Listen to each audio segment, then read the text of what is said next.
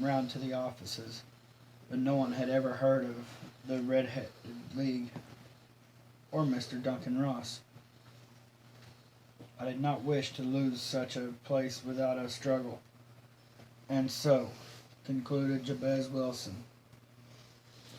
as I had heard that you give advice to poor folk who need it, I come right away to you. And you did very wisely, said Holmes. Your case is remarkable, and I shall be happy to look into it. From what you have told me, I think graver problems hang from it than might at first sight appear. Tell me, what is he like, this assistant of yours, who first called your attention to the advertisement, this Vincent Spaulding? Small, stout built, very quick in his ways, no hair on his face, around 30 years old, has a white splash of acid on his forehead. Holmes sat in his chair. I thought as much, said he. Have you ever observed that his ears are pierced for earrings? Yes, sir. He told me that a gypsy had done it for him when he was a lad. Said Holmes, sinking back deep in thought. And he has cared well for your business while you were away.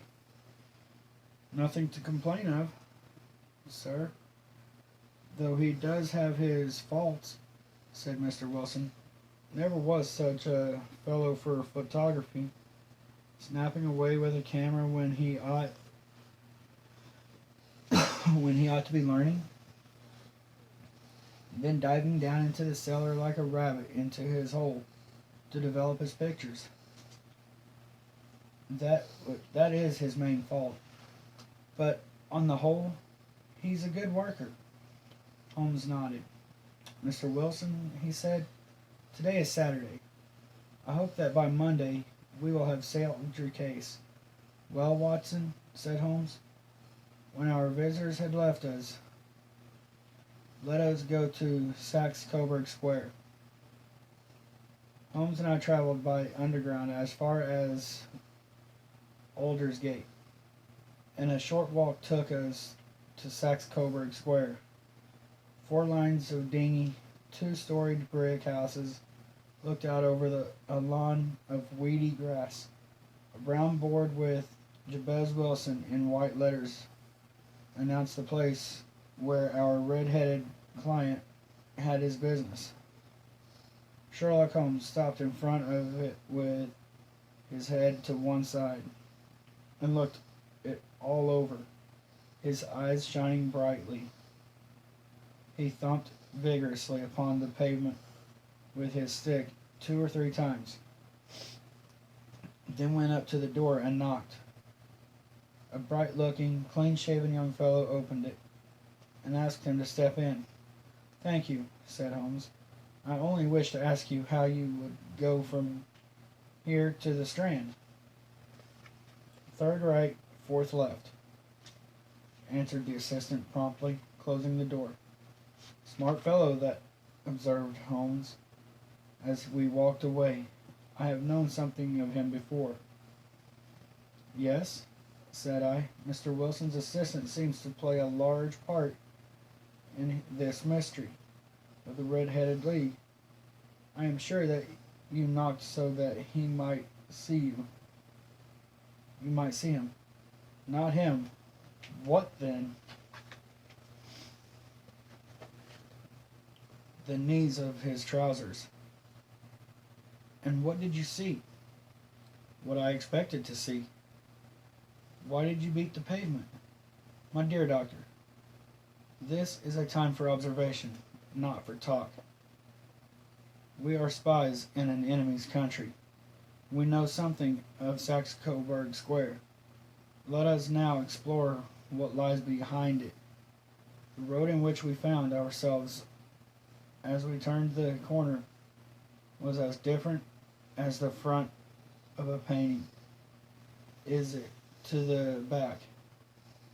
The street was one of the busiest in all of London. "Let me see," said Holmes, standing at the corner and glancing along the line. "I should like to remember the order of the houses here. There is Mortimer's, the tobacconist, the little newspaper stand, the Coburg branch of the City and Suburban Bank, the vegetarian restaurant, and McFarland's carriage building shop. That carries us right on the next block.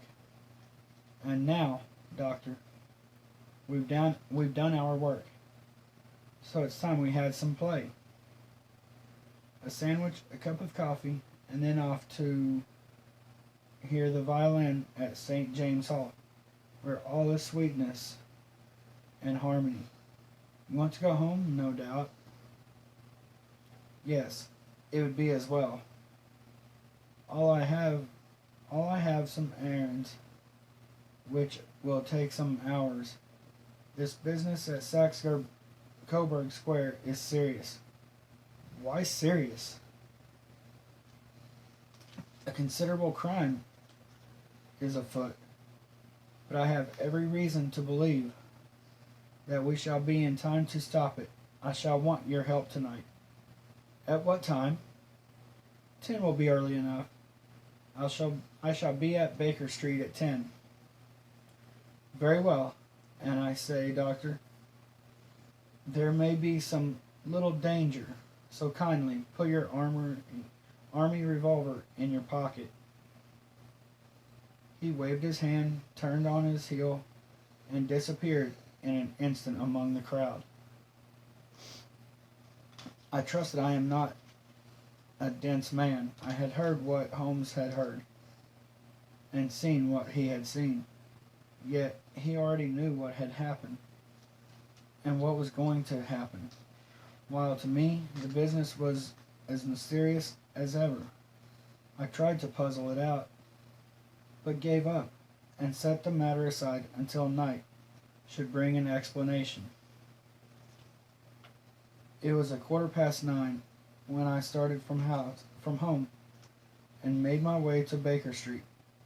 On entering Holmes' room, I found him talking with two men, one of whom was Peter Jones, the official police agent. The other was long and thin, sad-faced man with a very shiny hat. "Ha! Our party is complete," said Holmes, buttoning up his pea jacket and taking his heavy hunting crop from the rack.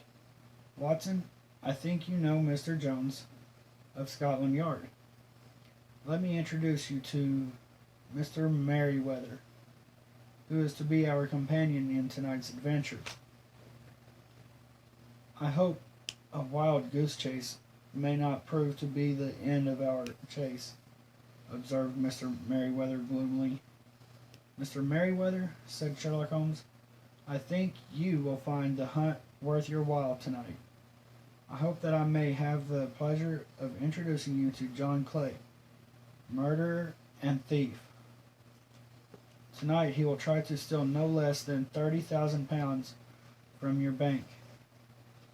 Now, gentlemen, it is past 10, and quite time that we started.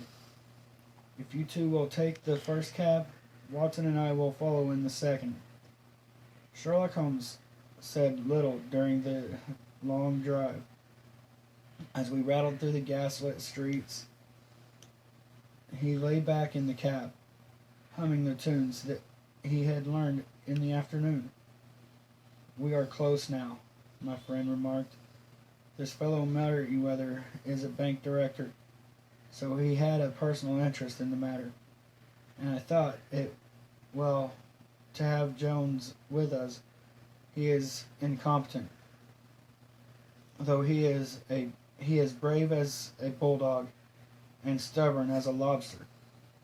If he gets his claws on anyone, here we are, and they are waiting for us."